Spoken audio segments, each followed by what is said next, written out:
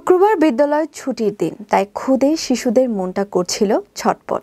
কখন কি করবে, কি খেলায় মেতে উঠে পার করবে বিকেলটা। শুক্রবার বিকেলে জিটন, প্রভারণ, বাবু তালুকদার, চাচিং, তুহিন, অক্সি তালুকদার সহ কয়েকজন বন্ধু মিলে ছুটে আসে বাবুরাপাড়ার বুক চিরে বয়ে চলা চেঙ্গি নদীতে জেগে ওঠা বালুর চরে।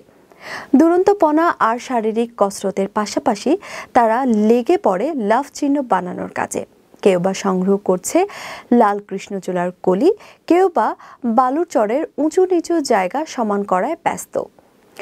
কৃষ্ণচূড়ার ডাল থেকে লাল কলি সংগ্রহ শেষেই শুরু হয় ক্ষুদে কারিগরদের লাভ চিহ্ন বানানোর কাজ।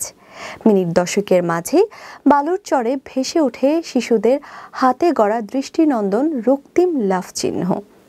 বাবুরাপাড়া পাকা সেতুর উপর দাঁড়িয়ে দাঁড়িয়ে শিশুদের দুরন্তপনা উপভোগ করছিল কয়েকজন দর্শনার্থী। তারা জানান, বালুর চরে দারুণ একটি লাভ চিহ্ন তারা ফুটিয়ে তুলেছে। তাছাড়া পরন্ত বিকেলে শিশুরা ভালো একটি কাজে মনোনিবেশ করছে, যা বর্তমান সময়ে তেমন নজরে পড়ে না। এদিকে সন্ধ্যা হতে আর অল্প সময় বাকি, তাই দেরি না করে নিজেদের হাতে গড়া রক্তিম লাভ চিহ্নের দিকে শেষবারের মতো নজর দিয়ে বাড়ির পথে ছুটে চলে শিশুর দল। আমি এখন বসে আছি পানছড়ি উপজেলার বাবুরাপাড়া এলাকায় চেঙ্গি নদীর পাড়ে।